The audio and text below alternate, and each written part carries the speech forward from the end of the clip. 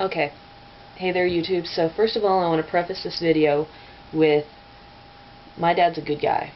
The major issue between my father and I is that we are both two very passionate individuals. We're both two very similar individuals, but we're at opposite ends of the political spectrum. And I have to fully admit, my coming out was quite rough on my dad. Because it kind of blew him out of the water. He didn't, from my perspective, he didn't really know how to take it. And as my mom and I have discussed a couple of times, he cares about me so deeply, but he doesn't know how to take things sometimes. And he's got a very atypical personality where dominant alpha male. And in the profession that he worked in, that definitely was to his advantage, but unfortunately it means he doesn't have much tact and he doesn't really understand how he sounds sometimes. Which, as some of you may know, there was a good 2 solid years where I couldn't say that I love my father. Thankfully enough, we've been able to work through this, and while there's definitely some challenges at times, my father and I do agree on some things, like promoting condom use and birth control, and focusing on that rather than focusing on the abortion debate. Thankfully, that's one thing that my father and I can agree on. And that people need to take responsibility for themselves. But, Garysdeskcom, whom is a total awesome LGBT activist from Canada, you guys need to check him out if you're not already subscribed to him, made a video talking about a gentleman named Rick Warren. Actually, specifically Rick Warren's son. Rick Warren is a preacher, as you could probably guess, who is suspected of pushing for legislation in Uganda that made it illegal to be gay, and basically pushes the Ugandan government to commit murder of anybody who's accused of being gay would be murdered.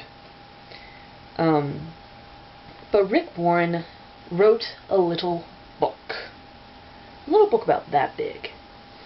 And I don't mean that thick, I mean it was like a square book. Or at least its miniature pocket version was. And this book is called A Purpose-Driven Life. Now how does this tie back to my father? My sophomore year of college, my father tried to blackmail me with this book.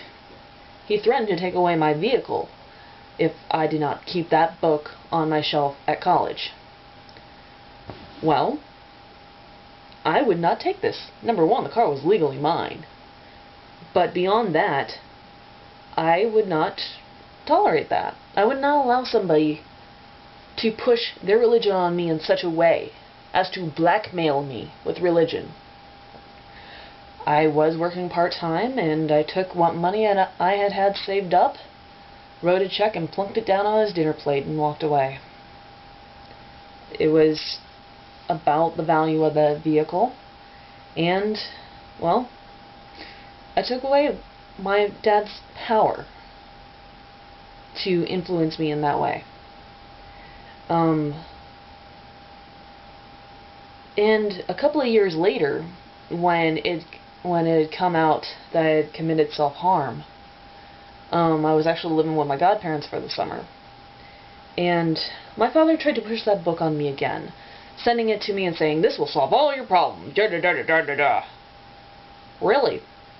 A book written by a homophobe, by an anti-gay minister, was going to solve my problems. And further, my dad said, "Oh, well, there's no religion in it." Sure. My godparents, my atheist godfather and my agnostic, now Buddhist godmother, actually read the book and said, "Yeah, this is kind of full of religious shit." And there are times when religious individuals make me scratch my head beyond belief, to the point where my scalp bleeds. By the idea that somehow your religion, which has actually caused a lot of problems in my life, I mean, I can't get married, I could be fired from my job, or not hired in a lot of states within the United States, just for being gay. Your religion, you say, is going to fix my problems, but your religion caused my problems. And, I mean, beyond just the legal aspect of it, I grew up in a homophobic area. I grew up in small-town Ohio. Even when I was getting my associate's degree, the campus that I went to, I would hear the phrase, "that's so gay," a lot. Quite a bit. And to a fragile, young, LGBT person who didn't even really have contact with any other LGBTs beyond that their friends on the internet, and didn't really have a support system. I mean, I was a freshman in college. Or I was, even worse yet, a teenager in high school. I was a teenager in high school when all my self-harm started, when my cutting started. Thankfully enough, I've been in recovery for almost 4 years, or in remission for almost 4 years. But the homophobic environment that led me to hate myself so much that I would inflict physical harm on myself could somehow disappear with that magical religious book. And yet it was that religion, it was practitioners of that extremist, more hateful branch of that religion that created the negative environment that led me to cut.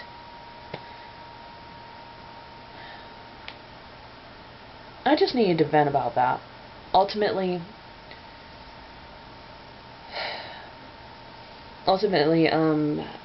Gary's video was actually about Mathew Warren, who committed suicide. And I'm guessing y'all probably figured it out. Mathew Warren was gay. I think about the challenges that I went through in my life and how I escaped them. How I had my godparents to go to in the summer. How my godparents have stuck up for me. How it's taken my father a while, but he's come around. And when my ex-fiancé asked for my hand, my parents gave their blessing.